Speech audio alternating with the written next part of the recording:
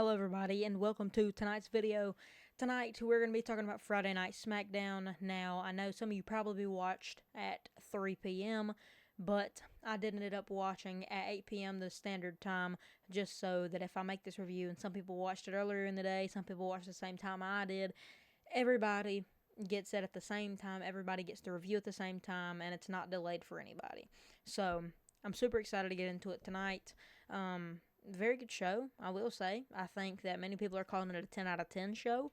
Would I call it that? I don't know. I think that WWE still has to figure out some things with this SmackDown 3-hour situation.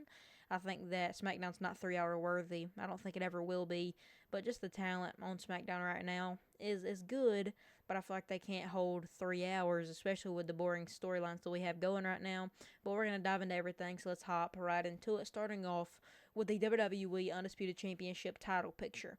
Now, a lot of stuff came together tonight that was for the Undisputed title picture. We saw Undisputed title matches to see who's the number one contender, which would fall into a fatal 4-way for Saturday night's main event the next Saturday. So that's going to be interesting. We have one more SmackDown until that happens. And then we saw Cody Rhodes attack Jacob Fatu. We saw Jacob Fatu attack Kit Wilson. We saw Drew McIntyre have a segment. So we're going to jump into all of it. We're going to start out with Drew McIntyre's segment because Drew had a really powerful segment.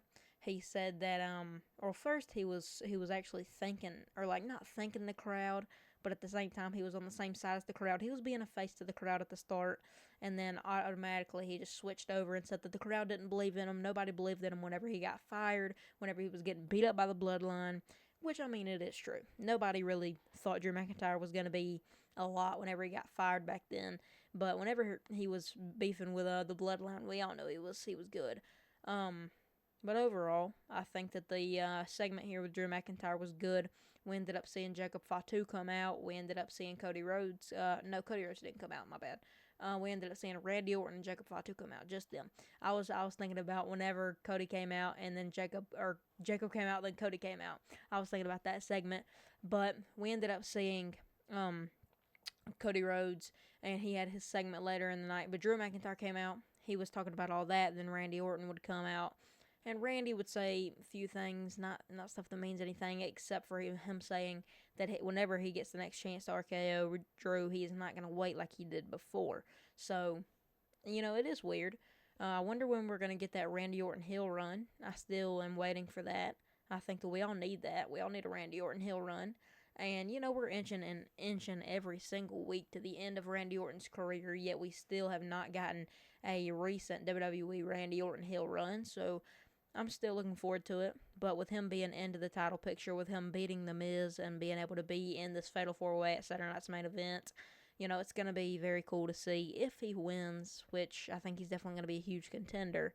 But, the title picture was really cool tonight. We also saw Cody Rhodes' segment, which he would come out and he would just talk about all sorts of things, but this was a pretty heel segment for Cody Rhodes. I liked how the crowd reacted. They were on their A game tonight, which they were in London, so they wanted Drew McIntyre. And even though Drew wasn't giving them what they wanted, they still rocked with Drew throughout the night. So yeah, that was interesting that the crowd wanted Drew. And even whenever Cody is trying to be the face, he can't be the face because they just like Drew. So it was interesting for Cody, and I don't think he worked the crowd the right way. I think that he could have worked the crowd better to prove that he's a face, because obviously that's the direction we're going in with Drew being a heel and everything. Cody's going to have to be a face until further notice. So it's going to be interesting to see what Cody can do with his character during this weird time, because you got to set yourself up to become a heel after Drew gets a title put off of him. But either way, man, I think this is the hungriest the Undisputed title has been throughout last year and this year. I think it's super hungry right now. We're having Jacob, Randy, Cody. Everyone's gunning after that Undisputed Championship. So, was it as hungry whenever John Cena was here? I don't know. I mean, yeah, Randy was going after it. Cody was going after it. But, John was just rotating through contenders and challengers that we all knew he was going to beat. So now every match got you on the edge of your seat just because you know that Drew can lose that title at any second, and you know that Cody can lose that title. So Drew bringing up that Cody's former champion, trying to get into Cody's head, is something I really like. That's gonna annoy Cody. That's gonna push him to the edge. That's what's gonna get the heel Cody out of him, and that's what Drew wants. So it's gonna be great. But yeah, the Undisputed title picture was looking really cool, and I'm super excited to see where that leads WWE and the Undisputed Championship as a whole. We then saw Carmelo Hayes' open challenge where he would have to face Leon Slater, TNA X Division champion Leon Slater. Now, I was really shocked by this, and one hot take I do want to say is that I think Leon Slater versus Carmelo Hayes was the best match that this new United States Championship has ever seen. I think it was better than Sami and Cena. I think it was better than Sami and Ilya, and I'll go one step further and say Leon Slater coming out, I think, gave me the biggest pop out of Cena's match against him being announced, as well as Aleister Black, Ilya Dragunov, everybody. I think that easily the biggest pop. Now, Carmelo beating Ilja, I think I definitely had a bigger pop than Leon coming out. But man, y'all know I've rocked with this Leon for so long. And seeing him finally get a match on WWE main roster just makes me so happy. So, it was so cool to see tonight. I really loved that. Even though Leon didn't get the job done, it was still cool to see him go against Carmelo. And, even though Leon didn't give Carmelo the respect, Carmelo was like, I'll give it to you in the back. So, there was obvious respect there, and it was just really cool to see tonight. So, I find that really, really fun and really cool. So, I think that right now, the U.S. title picture, yes, I think it could be a bit better just because WWE is putting superstars in the wrong position. They're putting tag team partners and tag team characters, tag team personas in the mid-card title division, and that's just not how it should be going. It's destroying tag teams, and it's destroying the tag team division, which we have been seeing currently in front of our eyes. The tag team division has plummeted, and the only tag thing that we're getting right now is Axiom, and we would obviously see Johnny Gargano steal Axiom's mask. That's the only storyline that's going on within tag team limits, as well as the Wyatts and MFTs, which that's a faction battle, so that doesn't really count. But the tag team, we just went from having one of the strongest tag team divisions ever on SmackDown, going from MCMG. We would see Axiom and Nathan Frazier come up. Then we had the Street Profits, which is being off of TV for a creative reset, which I think is great for them, but they're not going to go anywhere. So we're just having the titles be held up by Wyatt 6, which is never going to drop them to the MFTs. So, it's okay. It's whatever. I just think that it's super weird how we're holding up the titles. We would then see Jordynne Grace have her debut match on the main roster against Chelsea Green, where she would make Chelsea Green easy work, which I fully disagree with. Chelsea Green is a double champ. She's a AAA tag team champion with Ethan Page, as well as, or not double champ now, but you know what I mean. But it was just really hard to see how Jordan just made her quick work. And I find it interesting because I get it. You're trying to push Jordynne Grace. She spent a lot of time on NXT, more time than you would want. But her first match on the main roster, you're going to have her defeat your biggest women's superstar. I don't know how much I like that. Now, obviously, I think that after the match, we would see Jordynne Grace talk to Jade Cargill, and Jade was at ringside, and Jordan was telling Jade, this is what you're going to have to deal with for the title picture. But while I was hearing that, all I could think about was how Tiffany Stratton still has not gotten the rightful, rematch she deserves. And I think that people really need, we just need to get Tiffany Stratton back in the mix. She's better than all three of these women. I'm just going to go ahead and say it. She has better character work. Now, Jade's been on her stuff. Jade's been really good. I like Jade in the ring. I just think that Tiffany's better than Jordan and Jade, both, as well as on the mic. I'm not Charlotte Flair. I'm not going to say her voice is annoying. But, she can't help it. You know what I mean?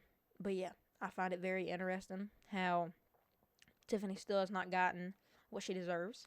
But Jordynne Grace's debut, really loved that. Decent match, too. Obviously, could have made it a bit longer, but with the time crunch you were on with the main event of Sami Zayn and Ilya Dragunov going over by like 4 minutes. So, the time management was, pretty much right on time, but you still don't want to be over. But, which, by the way, they're going to have to deal with the 3-hour stuff because obviously the USA Network had to agree to the 3-hour situation. But yeah, it was pretty cool. I loved the match right here. But let's move on to the last and final subject of the undisputed title matches for the number one contendership to see who will go on and join the Fatal 4-Way for Saturday night's main event to see who will go on to face Drew McIntyre. at the Royal Rumble. So, we would start off by seeing, obviously, Randy Orton defeating The Miz. The Miz would try to get a little early going, but ended up not, and he would end up getting destroyed. So we would see Randy advance. Then, later in the night, we would see Damian Priest face Solo Sikoa, where we would see Damian scurry out with the win against Solo, obviously with help of the Wyatts. Then we would see Trick Williams have a match against Matt Cardona, where Trick Williams would win and pretty much dominate Matt Cardona, which, once again, all of our rookies on SmackDown, I'm going to say that, rookies on SmackDown, Trick Williams and Jordan Grace both did incredible work tonight, and they destroyed some of the best women and men in WWE right now. Now, obviously, Matt Cardona is fresher, because obviously he's not a rookie. He's been here a long time. But coming back, I don't think it was the smartest decision to have Trick Williams just run through him like that, even though I think that Trick Williams is the obvious future. But either way, you shouldn't have had that happen. That's like a step further that I think we shouldn't have went. But yeah, it was Trick Williams, Randy Orton, Damian Priest, and overall, man, it was just super cool. And in the main event, obviously having Sami Zayn defeat Ilja Dragunov, I was super concerned while we saw Drew McIntyre go up to Ilja Dragunov before Sami ended up beating him, because obviously Drew had an interaction with both Ilja and Sami, but you just want, a solid rivalry. And I feel like the best person to have a shot at this Fatal 4-Way, whether that's Trick, Damian, Randy, or Sami, it's between Trick and Randy. Now, I don't think Trick is... See, I want to find a way to say this, but you guys not think that I don't believe. I don't think that Trick Williams is Drew McIntyre title picture ready. If you can think about that the right way, and think about it the way that I'm not, doubting on Trick Williams, then you got the right way. I'm not saying that Trick Williams is not going to win the championship. I'm not saying that Trick Williams is never going to get to that picture. But right now, it's Randy Orton that needs to be in that picture. And this title match right here is to put him in that picture. And that's to win him the title. So, there's just no correlation, no build-up to Randy Orton or to Trick Williams and Drew McIntyre. There's no correlation to, Sami Zayn versus Drew McIntyre. But there's correlation to Damian Priest and Drew McIntyre, and there's correlation to Randy Orton and Drew McIntyre. So, two guys in that match. It's going to be between Damian and Randy. They're going after it. They're going to be the two that we need to keep an eye on. So, overall, the undisputed title matches, I know I keep saying overall. I know, y'all are clowning me like that. I know, bro.